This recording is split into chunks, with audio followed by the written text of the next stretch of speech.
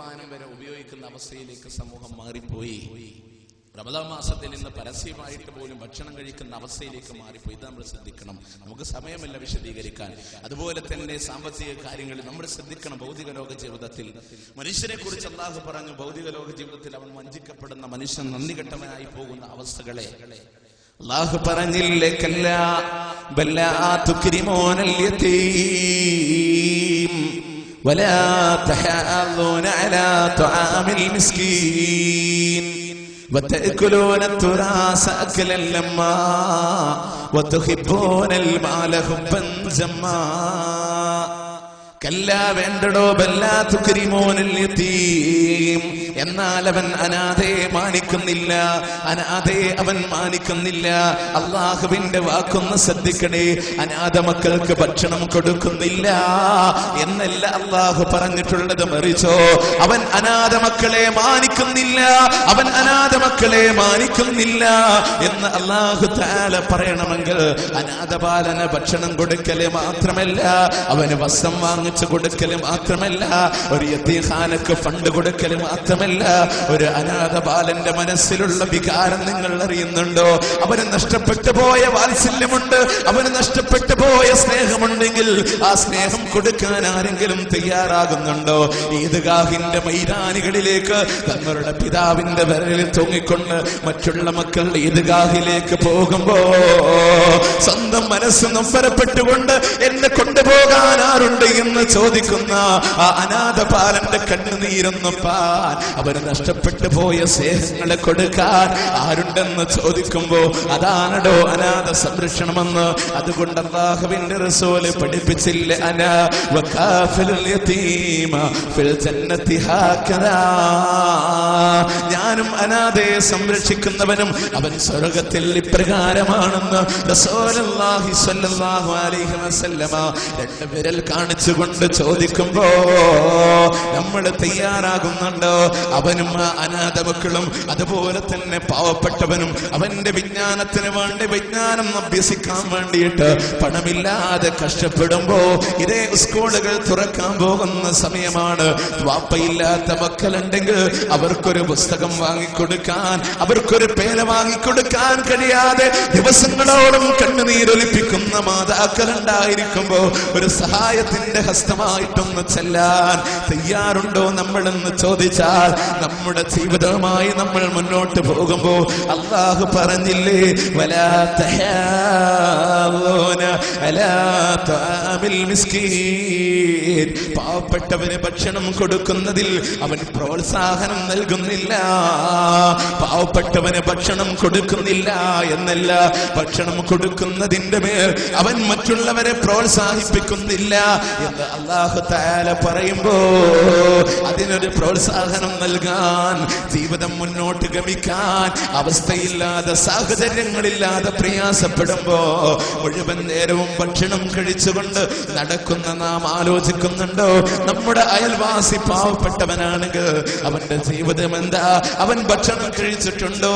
അവൻ എന്റെ അയൽവാസിയല്ലേ എന്ന് ചിന്തിക്കാൻ നമ്മൾ തയ്യാറില്ല. എന്റെ ജീവിതം എന്റെ സ്വാർത്ഥമായ രീതിയിലൂടെ മുന്നോട്ട് പോകുമ്പോ അമ്പരചുംബികളായ കൊട്ടാര സൗധങ്ങളെ അവൻ സ്വപ്നം കാണുമ്പോ അല്ലാഹു പറഞ്ഞില്ലേ, അനന്തരമായി കിട്ടിയതിനെ വാരി വലിച്ച് തിന്നുന്ന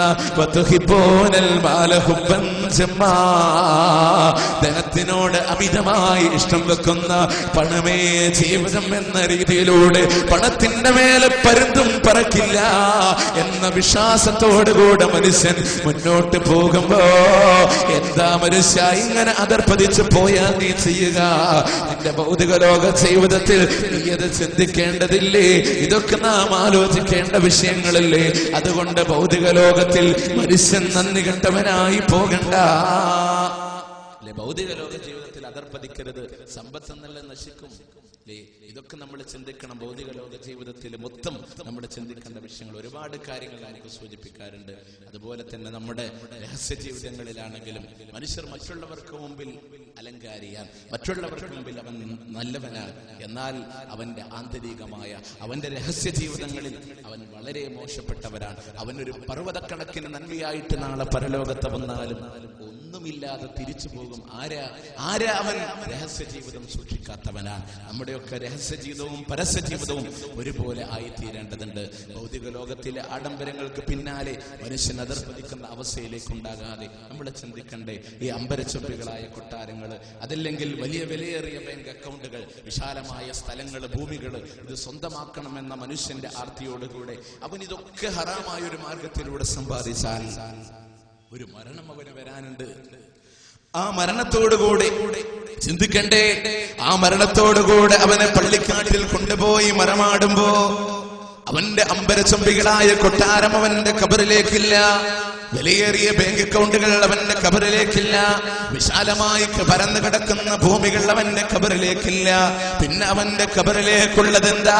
ഇത് നേടാനായി അവൻ ചെയ്തതായ ഹറാമായ പ്രവർത്തനമുണ്ടല്ലോ, ആ പ്രവർത്തനം അവന്റെ ഖബറിലുണ്ടാകും. അതിനുള്ള ശിക്ഷ അവനവിടെ അനുഭവിക്കേണ്ടി വരും. അതുകൊണ്ട് ഭൗതിക ലോകത്തിൽ വഞ്ചിതരാകരുത് എന്ന് പ്രത്യേകം ഉണർത്തിച്ചുകൊണ്ട് ഈ ആയത്തിന്റെ അവസാനത്തിൽ അല്ലാഹു പഠിപ്പിച്ച സൂറത്ത് ഹദീദിന്റെ 20-ാമത്തെ ആയത്തിന്റെ അവസാനത്തിൽ അല്ലാഹു പറയുന്നു, വമൽ ഹയാത്തുദ് ദുനിയാ ഇല്ലാ മതാഉൽ ഗുറൂർ. ഭൗതിക ലോക ജീവിതം എന്നുള്ളത് മനുഷ്യനെ വഞ്ചിക്കുന്ന ഒരു വഞ്ചനാ ചരക്കല്ലാതെ മറ്റൊന്നുമല്ല. ഇത് മനുഷ്യനെ വഞ്ചിച്ചു കൊണ്ടിരിക്കുക. മനുഷ്യൻ അറിയുന്നുണ്ടോ അവന്റെ ഭൗതിക ലോക ജീവിതത്തിന്റെ ഇടയ്ക്ക് എപ്പോഴാണ് അവന് മരണം വരിക എന്നുള്ളത്?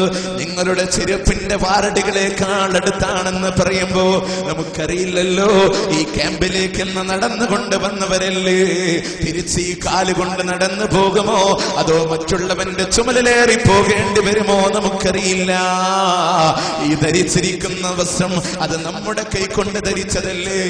ഇത് നമ്മുടെ കൈക്കൊണ്ടടിക്കുമോ അതോ നമ്മുടെ ജനാസ കുളിപ്പിക്കുന്നവന്റെ കൈക്കൊണ്ടടിക്കുമോ? നമുക്കതറിയപ്പെടാൻ കഴിയുന്നില്ല. ഇന്ന് ഈ നേരത്തെ സന്തോഷത്തോടുകൂടെ ഈ ക്യാമ്പിൽ നാം പങ്കെടുക്കുമ്പോ നാളെ ഈ നേരത്തെ ജീവനോട് കൂടെ ഉണ്ടാകുമോ അതോ പള്ളിക്കാട്ടിൽ പോയി കിടക്കേണ്ടി വരുമോ? നമുക്കതറിയില്ല തന്നെ. അതുകൊണ്ട് ചിന്തിക്കേണ്ടതില്ലേ? അല്ലാഹുവിന്റെ റസൂൽ സല്ലല്ലാഹു അലൈഹി വസല്ലമ ഇബ്നു ഉമർ റളിയല്ലാഹു അൻഹുവിന്റെ ഷോൾഡറിൽ കൈവച്ചുകൊണ്ട് പ്രവാചകൻ പഠിപ്പിച്ചില്ലേ, ഫഇദാ അസ്ബഹത ഫലാ തന്തദിറിൽ മസാ ഫഇദാ അംസൈത ഫലാ തന്തദിറിസ് സബാ.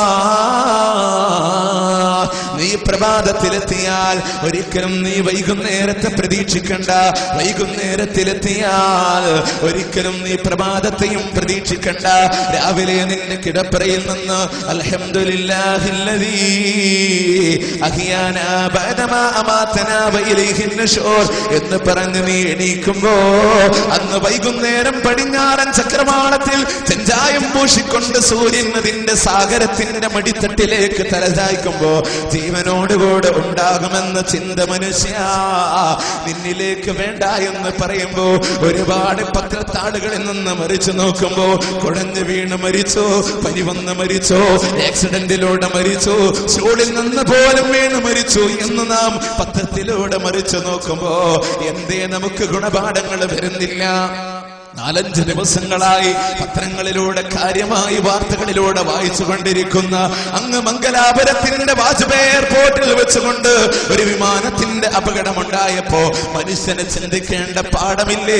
4-5 കൊല്ലക്കാലം ഗൾഫിൽ കിടന്നുകൊണ്ട് വിയർപ്പ് നീരാക്കിക്കൊണ്ട് അധ്വാനിച്ചുകൊണ്ട് പ്രവാസ ജീവിതവും കഴിഞ്ഞ് ഒരൽപ്പം സമ്പാദ്യവുമായി നാട്ടിലേക്ക് തിരിച്ചു വരുമ്പോ തന്റെ ഉറ്റവരെ കാണണം, തന്റെ ഉടയവരെ കാണണം, തന്റെ പിഞ്ചോമന മക്കളെയും കാണണം, തന്റെ പുതിയ വീട്ടിലേക്കൊന്ന് താമസം മാറണം, തന്റെ മകളുടെ വിവാഹം ഒന്ന് കഴിച്ചു കൊടുക്കണം എന്ന നിരവധി ഉദ്ദേശങ്ങളുമായി വിദേശത്ത് നിന്ന് നാട്ടിലേക്ക് വാഹനം കയറുമ്പോ തന്റെ വീട്ടുകാരോട് ഫോണിലൂടെ വിളിച്ചുകൊണ്ട് പറയുന്നു ഇൻഷാ അല്ലാഹ് ഇന്ന ദിവസം എത്തുമെന്ന് പറയുമ്പോ തന്റെ പിതാവ് വരുമല്ലോ എന്ന സന്തോഷത്തോടുകൂടെ വാഹനം വിളിച്ചുകൊണ്ട് എയർപോർട്ടിലേക്ക് പോകുമ്പോ അവിടെ നിന്ന് ഫ്ലൈറ്റും കയറി ആ ഫ്ലൈറ്റ് ഇറങ്ങാൻ നേരത്തെ അനൗൺസ്മെന്റ് കേൾക്കുന്നു, ഫ്ലൈറ്റ് ഇറങ്ങാൻ പോവുകയാണ്, സീറ്റ് ബെൽറ്റ് ധരിക്കണേ എന്ന് കേൾക്കുമ്പോ ഒന്നുകൂടെ സന്തോഷത്തോടുകൂടെ സീറ്റ് ബെൽറ്റും ധരിക്കുമ്പോ എയർപോർട്ടിലും അനൗൺസ്മെന്റ് കേൾക്കുന്നുണ്ട്, ഫ്ലൈറ്റ് ഇറങ്ങാനായി എന്ന് കേൾക്കുമ്പോ തന്റെ വാപ്പ ഇറങ്ങുമല്ലോ,